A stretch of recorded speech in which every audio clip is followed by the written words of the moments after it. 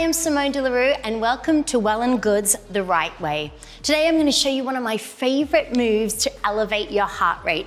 It works the outer thigh, the inner thigh, the quad, the hamstring, and the glute, and it gets your heart rate up. So it's a great multitasking exercise. Let's look at the right way to do it. We're going to do a big lateral step out to the side, making sure our knee is over our ankle in line with our second toe. Both feet are parallel. This one is bent, this one is straight. From our deep lateral lunge, we come in and we hop, explosive movement, opposite arm to leg as we fly through the ceiling. All right, let's try it a couple of times. The right way to do a lateral lunge into hop. Let's go, and we go 1, 2, 3.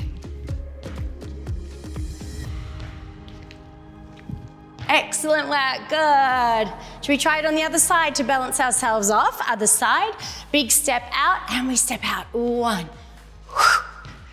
2, 3. Good, give me 2 more. 4, and 5. Good, shake it out. I hope that got your heart rate up. And remember, if you want more of the right way exercises, make sure you subscribe to Well+Good now.